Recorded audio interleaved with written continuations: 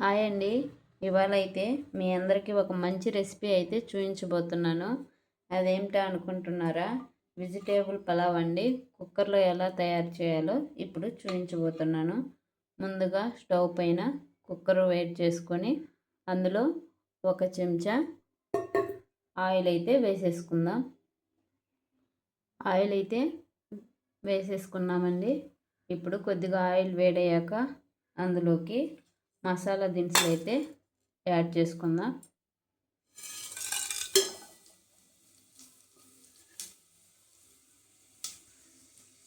ఇందులో మీరు నెయ్యి కనుక ఉంటే నెయ్యి అయినా వేసుకోండి. కొద్దిగా టేస్ట్ అనేది చాలా బాగా వస్తుంది. ఇప్పుడు ఇవి బిర్యానీ మసాలా చిటపట్లాడుతున్నప్పుడు ఇందులో కట్ చేసి పెట్టుకున్నటువంటి ఆనియన్ ముక్కలు, అలాగే పచ్చిమిర్చి చీలికలు వేసుకొని ఒకసారి ఇలా కలుపుకుందాం. ఆనియన్స్ వేగాక కచ్చా పచ్చగా దంచి పెట్టుకున్నటువంటి అల్లం పేస్ట్ అయితే 1 టేబుల్ స్పూన్ వేసేసుకుందాం. ఈ అల్లం పేస్ట్ని పచ్చివాసన పోయేంత వరకు వేయించుకుందాం. ఇప్పుడు అల్లం పేస్ట్ వేగినాక కట్ చేసి పెట్టుకున్నటువంటి టమోటా అయితే ఒకటి యాడ్ చేసుకుందాం.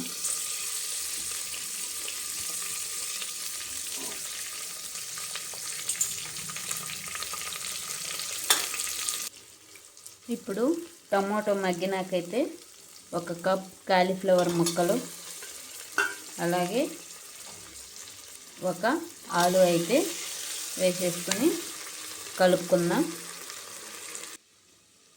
ఇప్పుడు ఇందులో టేస్ట్కి తగినంత సాల్ట్ అయితే యాడ్ చేసుకుందాం.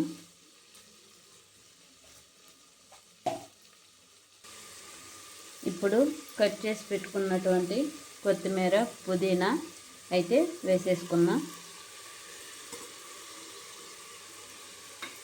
వేసేసుకొని ఒకసారి కలిపేద్దాం మొత్తం.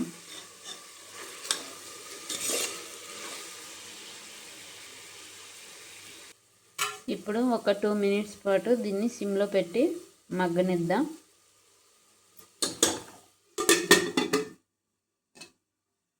టూ మినిట్స్ తర్వాత మూత తీసి చూస్తే కుక్ అయిందండి. ఇప్పుడు ఇందులో 1/2 అవర్ క్రితం నానబెట్టుకున్నటువంటి 1 కప్ బియ్యం అయితే ఇందులో యాడ్ చేసుకుందాం. 1 కప్పు రైస్కి 2 కప్స్ వాటర్ అయితే యాడ్ చేసుకోవాలండి.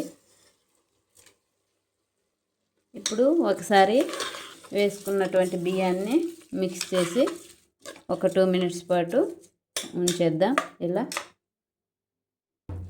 ఇప్పుడు 1 గ్లాస్ రైస్కి 2 గ్లాసులు వాటర్ అయితే వేసేసుకుందాం.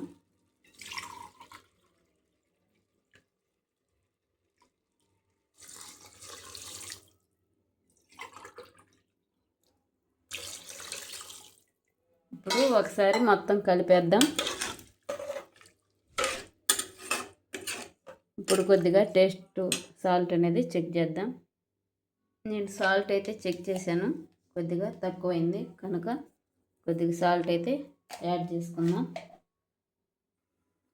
ఇప్పుడు కుక్కర్కి మూత అయితే పెట్టేసి 2 విజిల్స్ వచ్చే వరకు ఉంచేద్దాం.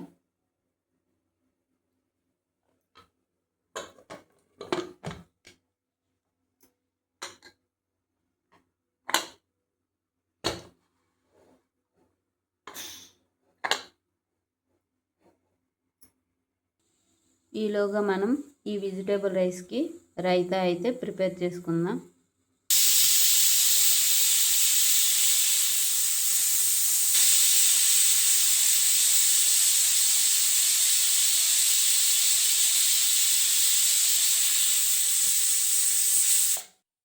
ఇప్పుడు 2 విజిల్స్ అయితే వచ్చేసాయి. మూత తీసి చూసేద్దాం ఒకసారి ఎలా వచ్చిందో. ఇప్పుడు కుక్కర్ మూత తీసి చూసారా ఎంత బాగా పొళ్ళుగా వచ్చిందో. బాగా వచ్చిందండి. ఇలా మీరు కూడా ఒకసారి ట్రై చేయండి. రైతా కాంబినేషన్లో టేస్ట్ అనేది చాలా బాగుంటుంది. ఇప్పుడు రైతా ఎలా తయారు చేయాలో చూసేద్దాం. ఇప్పుడు ఈ రైతా కోసం ముందైతే 1 కప్ పెరుగు అయితే తీసుకుందాం. ఇందులో కట్ చేసి పెట్టుకున్నటువంటి కొద్దిగా కొత్తిమీర, అలాగే 1 పచ్చిమిర్చి, అలాగే కట్ చేసి పెట్టుకున్నటువంటి 1 ఆనియన్ ముక్కలు అయితే వేసేసుకొని ఇందులో అలాగే కొద్దిగా కీరా దోసకాయ ముక్కలు అయితే యాడ్ చేసేసుకుందాం. అలాగే కొద్దిగా రుచికి తగినంత సాల్ట్ అయితే ఇందులో యాడ్ చేసేద్దాం. ఇప్పుడు దీన్ని ఒకసారి కొద్దిగా ఇలా కలిపేద్దాం.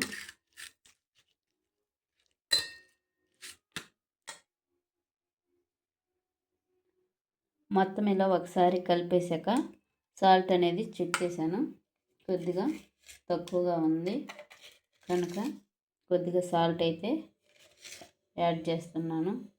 అలాగే ఇందులోకి కొద్దిగా వాటర్ అనేవి యాడ్ చేసుకుందాం. మీరు చిక్కగా కావాలనుకుంటే వాటర్ యాడ్ చేసుకోకుండా నార్మల్గా అయినా చేసుకోండి. కొద్దిగా వాటర్ యాడ్ చేసుకుంటే పలసగా బాగుంటుంది చూసేదానికి పెరుగు చట్నీకి. చూసారా ఇప్పుడు ఎంత బాగా వచ్చిందో? అంతేనండి, పెరుగు చట్నీ అయితే ప్రిపేర్ అయిపోయింది.